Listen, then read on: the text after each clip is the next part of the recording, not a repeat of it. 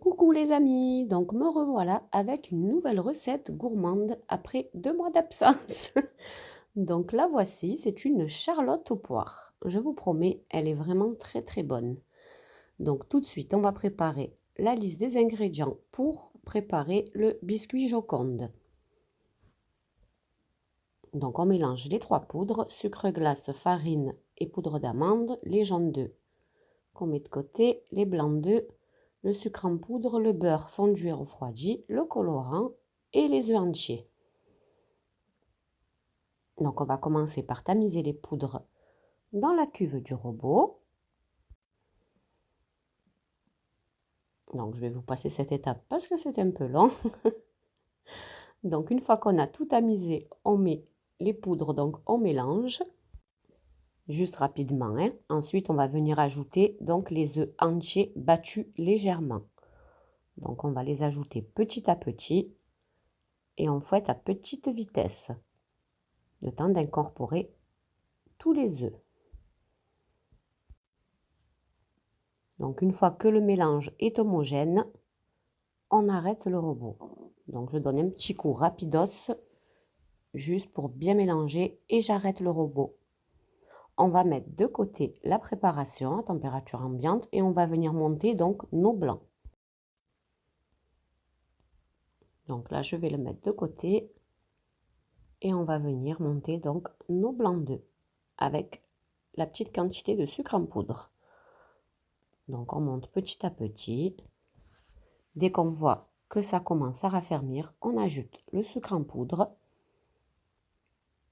en 2 fois jusqu'à obtenir des blancs assez fermes. Donc pas besoin qu'ils soient vraiment fermes, hein. Il faut juste qu'ils tiennent bien entre les branches du fouet, comme ici. Voilà, vous voyez, c'est mousseux en fait. Voilà, là c'est parfait. On récupère notre préparation avec les poudres et les œufs entiers. On mélange rapidement. Et on va venir donc ajouter nos blancs d'œufs en 3 fois à peu près. D'abord là, je mélange rapidement juste pour bien avoir une préparation assez homogène. Et ensuite, on va ajouter le reste délicatement à la maryse. Voilà. On va ajouter ça en 3 fois à peu près. Là, je vais ajouter une pointe de colorant vert. Oh, c'est facultatif, hein. Moi, c'est juste pour que ça rappelle la couleur des pommes. Donc là, vous voyez, ça a l'air d'être très fluo, mais non, c'est pas comme ça. Ensuite, on ajoute le beurre fondu et refroidi. On mélange bien et on ajoute donc le restant de blanc d'œuf. Et on mélange bien à la spatule. À la cuisson, vous allez voir, le vert sera beaucoup moins flashy. Donc on mélange bien. Et là, c'est parfait. On va pouvoir verser sur notre plaque. Donc ma plaque, comme vous voyez, fait 28 sur 35. Je l'ai mise sur une plaque juste en dessous. On va venir verser donc notre préparation. Donc je mets que la moitié et je vais faire en 2 fois parce que malheureusement j'ai qu'une plaque en silicone comme ça. Donc là on vient lisser et surtout égaliser pour qu'il y ait la même épaisseur de partout. Et ensuite on va enfourner dans un four préchauffé à 180 degrés chaleur tournante pendant environ 10 minutes. Donc il faudra surveiller. Ensuite, pendant que l'autre est en train de cuire, je viens verser donc sur ma deuxième plaque qui fait à peu près la même taille. Donc une plaque, ça sera pour les fonds de biscuits, donc les fonds de la charlotte, et l'autre, ça sera pour faire le contour de la charlotte.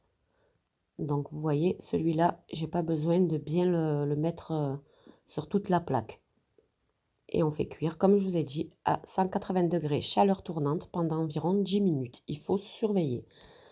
À la sortie du four, on laisse refroidir et ensuite, avec une plaque, on vient retourner délicatement le biscuit.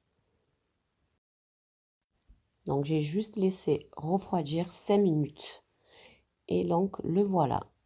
Celui-là, je le garderai pour découper les jolies bandes. Et le deuxième qui est cuit, je découperai 2 cercles de 18 centimètres. Donc là, j'ai pris mon cercle à pâtisserie, j'ai mis un film rhodoïde à l'intérieur pour un démoulage parfait. Donc j'ai découpé 2 bandes. Donc mon cercle fait 20 centimètres. Donc j'ai découpé 2 bandes. Vous voyez, je les plaque bien contre le rhodoïde. La face la plus jolie, vous la mettez contre le rhodoïde. Comme ça fera un joli montage. Donc je vais placer ma deuxième bande. Et vous allez voir, ça ne sera pas complètement serré. Donc du coup, je vais rajouter un tout petit morceau de biscuit Joconte pour bien serrer le contour de la charlotte. Vous allez voir, donc là il y a un espace. Je vais rajouter un petit morceau juste ici. Ensuite, je place un fond de biscuit au fond et l'autre, je le laisse de côté pour le montage tout à l'heure. Et là, donc, on va venir préparer notre crème bavaroise. Donc, on prépare tous les ingrédients. Donc les jaunes, le sucre en poudre, la crème liquide, le lait où j'ai mis la gousse de vanille, j'ai gratté les graines et je l'ai laissé infuser, le sirop des poires, les poires au sirop et la gélatine. Donc là, on va mettre à chauffer notre crème liquide avec la vanille. Et pendant ce temps, on va venir fouetter donc nos jaunes avec le sucre. On mélange bien. Une fois que le lait est bien chaud, on va venir retirer la gousse de vanille et on va verser la moitié du lait chaud sur le mélange de jaune. On mélange bien. Et on va venir reverser dans la casserole. Et ensuite, on va venir cuire à la nappe. Donc ça, c'est une crème anglaise. Donc là, on va mettre sur le feu. Donc à feu moyen. Moyenne doux, il ne faut pas que ce soit trop fort. Et là, on va venir mélanger sans arrêt. Donc ça prend à peu près, vu que le lait est déjà bien chaud, ça prend à peu près 3 à 5 minutes pour avoir la cuisson adéquate. Donc on va atteindre une cuisson d'entre 83 et 84 degrés. Donc là, je suis à 72. Il me reste pas grand-chose avant que ça monte. Donc je mélange sans arrêt. Là, c'est bientôt la bonne cuisson. Donc vous, n'hésitez pas à vérifier avec le dos de votre cuillère. Vous voyez, là, je suis à 83. Avec le dos de votre cuillère, il faut que quand vous tracez un trait, ça ne se referme pas, en fait. Le trait reste apparent, comme ici. Là, c'est nickel, donc elle est parfaite. Donc là, on va venir ajouter notre gélatine ramollie et essorée. On mélange bien pour l'aider à fondre. C'est important, il faut qu'il n'y ait aucun morceau de gélatine. Donc on mélange bien. Et on va venir donc la verser dans un récipient pour qu'elle refroidisse plus vite. Et on va la placer pendant environ une demi-heure au réfrigérateur. Donc il faut vraiment, là vous la laissez d'abord à température ambiante qu'elle redescende et ensuite vous la placez au frigo pendant 30 minutes environ, 30 à 40 minutes. Une fois qu'elle a refroidi, il ne faut pas qu'elle soit vraiment froide, il faut vraiment qu'elle soit vraiment à température ambiante, environ dans les 25 degrés, 30 degrés. Une fois que c'est bon, on vient mélanger donc notre crème liquide. On va la monter en crème fouettée. Donc on vient augmenter la vitesse petit à petit et bien sûr on surveille jusqu'à que la crème tienne entre les branches du fouet. Il faut qu'elle ait une texture mousseuse. Il ne faut pas qu'elle soit ferme. Vous voyez comme ici, je vais vous montrer, il faut qu'elle soit mousseuse. Là, c'est parfait. Donc une fois que notre crème anglaise a refroidi, c'est pas 25-30 degrés, c'est plutôt 35 degrés. Il faut qu'elle soit à peine tiède en fait. Et là, donc, on va venir ajouter notre crème fouettée à notre crème anglaise. Et ça va donner une crème bavaroise. Donc on mélange petit à petit et en plusieurs fois.